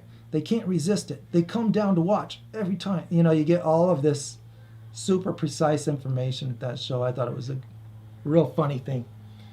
Okay, we've got a Sasquatch. We're going to say that's a Sasquatch, not a person, because at that distance, if we do, you know, this is what you do when you see a Sasquatch. You look at its height compared to the trees in the distance so that when you go up there, you can see that's actually a 12-footer. That sucker's no small creature. So we got people from Brazil, Indonesia. All right, Brazil, cool, man. All right, we got people tuning in from faraway places. All right, I hope everything's okay. I heard the virus had spread pretty bad in Brazil, so take care up there. I do want everybody to be okay. You know, these are tough times and what it does to an economy. Okay, let's put some reflection of this Sasquatch. So I'm curious what they call this, you know, in other countries, in other non-English speaking cultures. I'm curious if there are other words for the Sasquatch. Yeti. What do we call those things? Are there reports, are there urban legends of these creatures when you go to other places? Okay, we got reflection. I think now we need, it wouldn't hurt to put a Nessie. It wouldn't hurt to put it, because if this is the world where we actually see these things, we might as well put them all in there. Make a pretty picture. Australia. Australia, all right, cool. Okay, let's do this. Let's put a creature kind of. I'm thinking about it. Here, I feel like we could start just by putting bumps of a creature coming up out of the water. Okay, it's in the water, it's out of the water, it's in the water, it's out of the water. We're going to put little dots of it. Okay, we've got a tail kind of bumping up, coming around here. Taiwan. Taiwan, all right, cool. Man, awesome. We got people tuning in. Arizona in the house. All right, Arizona. Anybody from Rio Rico? We had some good regulars there for a while. That's where my mom lives. Went down there and visited and gained a few new friends. It was fun. Okay, so I'm going to put this in here. I'm going to put it in here. Wherever I have that reflection, I think is...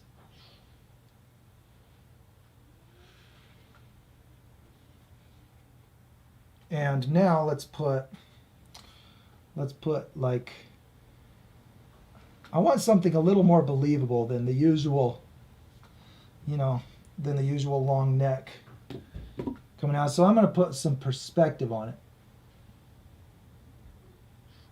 A silhouette I find less convincing than something that looks like it's in perspective. So I'm going to try. I don't know if I can pull this off, but let's try putting a neck in perspective. Singapore, Vietnam. All right, cool. Thanks for watching, guys. Singapore, Vietnam, man, this reminds me. I always feel a little bit sad when I see where people are tuning in from, because I think of all the places I haven't been that I still want to go, and how I'm probably not going to make it to all those places in my short lifetime.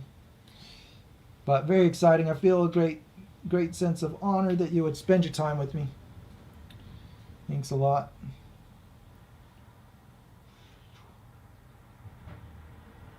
There we go. Here, let's put... I happen to think that some of the sightings of Nessie were like a plesiosaur, so we're going to put some shapes kind of going out like that. California in the house. Cool. That's where Ben's from. Yeah. California love. Yeah. Okay. Now, final touch.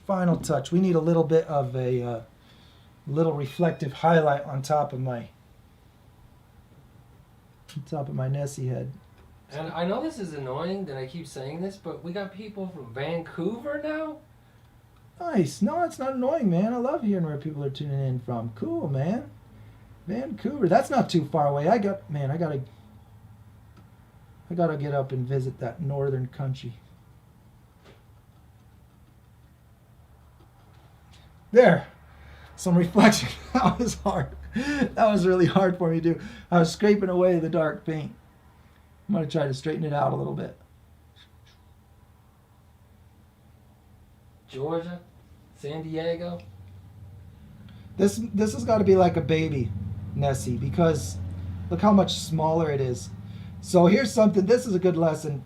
Think about perspective with everything you paint, because this is down here in the foreground and this is way far away. So this does not look like a giant creature. It's a baby. It's a baby. It's a cute little plesiosaur, isn't it? Yeah. Well, it's still fun to have in the picture. So maybe we should just put another one in here. India, Poland. Here, let's put another. All right, cool. We got all kinds of places represented. Okay, this is going to be the last thing. This is the last thing right here. If you want to leave any final comments, if you want to try to do your last attempts to sabotage the live chat, go ahead. Now's the time to do it. Always appreciate the interaction. It's fun. This is the mama. Isn't it sad that whenever we see... Okay, look. I feel a little bit stereotyped. And I'm going to tell you why. Because look what I just did. Every time we paint the baby and the adult, oh, it's a mother with their baby. Because dads don't stay with their kids. Get with the times, dude. I'm Get a with dad. the times. Come on, man. I want some credit. You're so 1950s. Yeah. Well, we're going to say this is dad having a lake day with his kid.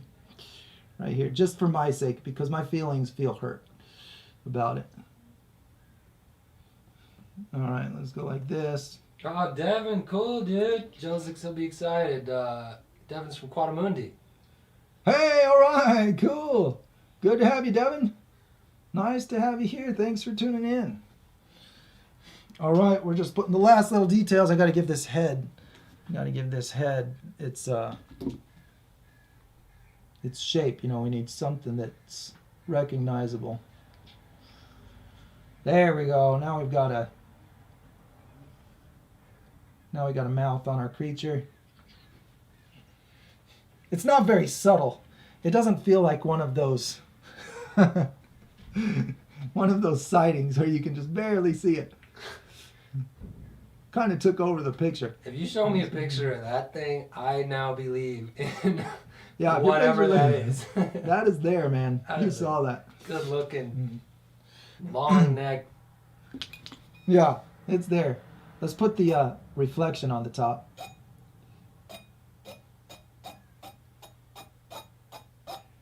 There we go. You can see the top of it. It's kind of fun. It's like doing one of those etchings where you color the whole thing black, you know. It'd be nicer if it was kind of orange, but we'll use our imagination for that.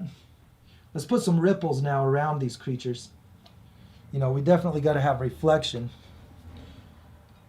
Got to have the reflection coming across.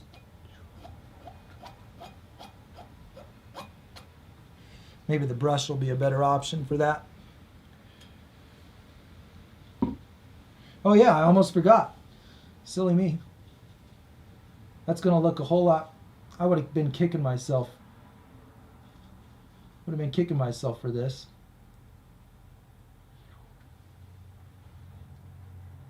There we go. Put reflection on that guy, and then we need reflection on this guy.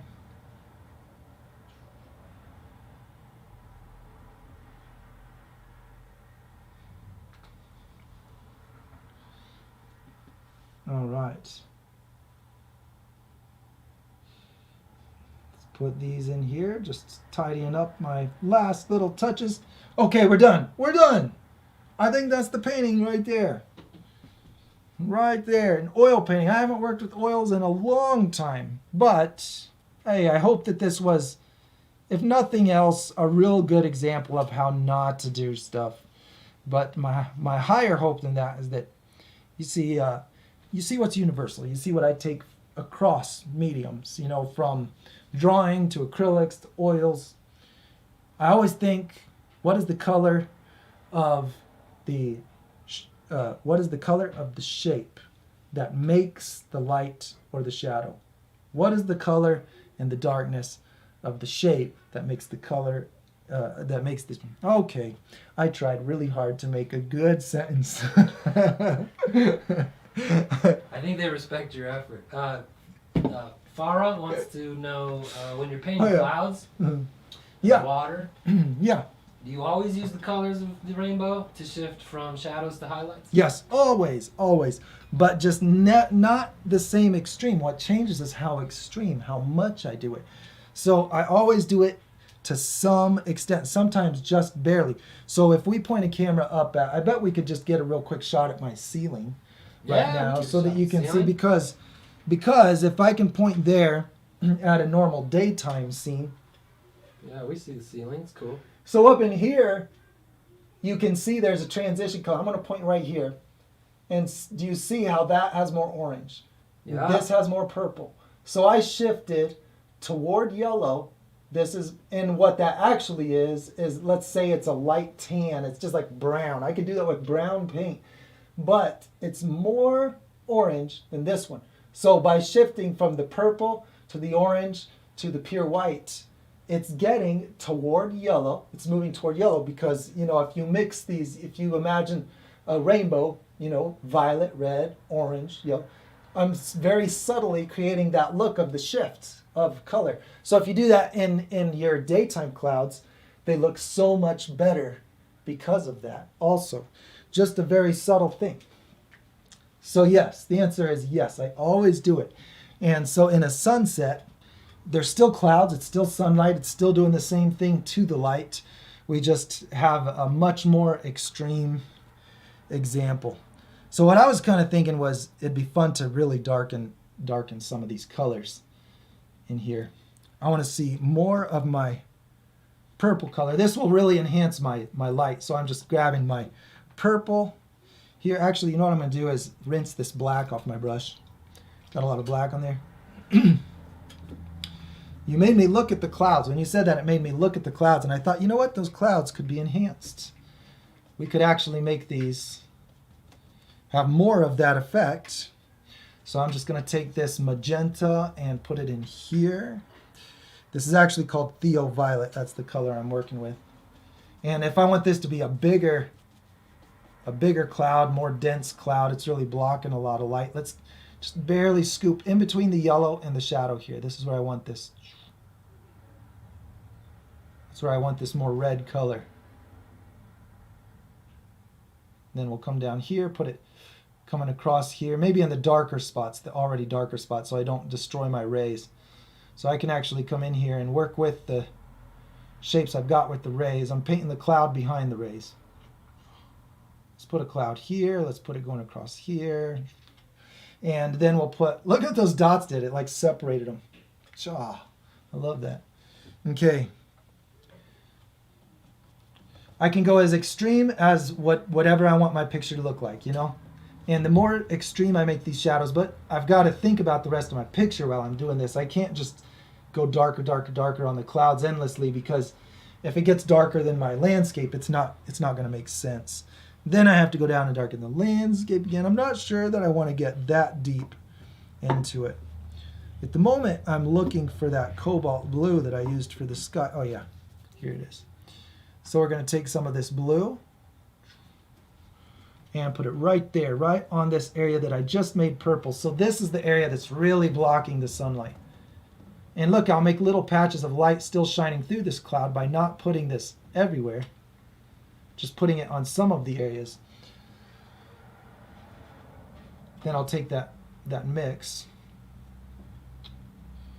put it down on some of my darker areas here. These are smaller clouds, so maybe I don't want as much down there. But you can see how this creates a glow, you know, especially when you point a camera at it, because suddenly the camera detects a darker image, adjusts the exposure, and then the brights get brighter while the darks get darker, you know, it just changes the contrast.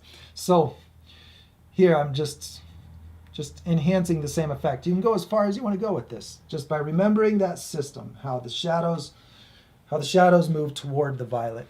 I actually don't love that, you know, that shape that I chose for the cloud. I don't, you know, big circle cloud, not the best I ever painted, but it shows the effect just fine, you know. And I think that what else will really help this, I'm going to rinse out the paint, and again go to my sky color.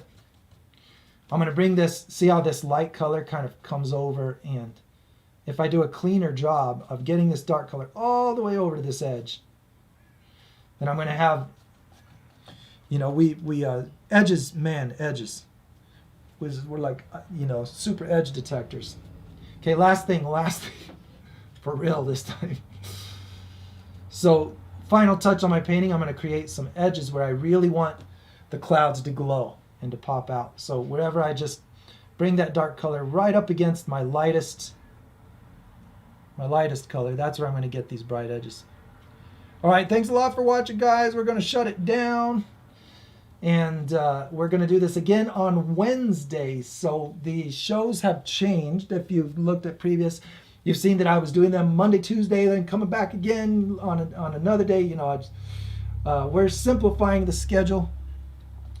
It's going to be Monday and Wednesday for a while, so that I can just do a midweek show. It's just start out Monday. It helps me wrap my head around what I want to do on Wednesday.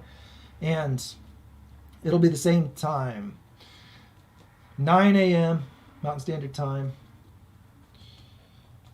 And you can just show up to the channel, and I'll be looking forward to seeing what kind of feedback I can get from you while we do another project. So who thinks drawing, who thinks painting? Let's see some votes. Should we do drawing or painting next time? Because honestly, I'm pretty undecided at this moment. I could use some votes to help me make that decision. Let's put these last touches right here. That just looked like there could be some blue in there. Kind of fun. We can put some blue on here too. Maybe that darker blue will look nice down in these reflection spots. All right, any votes on drawing or painting? They're coming in. Okay. What have we got? Coming in. Right now we're 50%. Even Steven. Even Steven. Oh man, there's not a winner. We're leaning paint. All right, paints take it. Okay. We're gonna keep painting. All right, I appreciate the help making that decision. So we'll do another painting when we come back. And who knows, maybe it'll be fun to do another oil painting. This is kind of fun. It's real easy for me to just throw it on the canvas, scrape it off. And I can see why people choose to be oil painters instead of water-based. It is definitely a very relaxing time, not being rushed. All right, thanks a lot, guys. We're going to fade to black here in just a little bit. And I just want to tell you again, thank you very much for tuning in. Always a pleasure. So we'll see you next time, Wednesday, 9 a.m. Mountain Standard Time.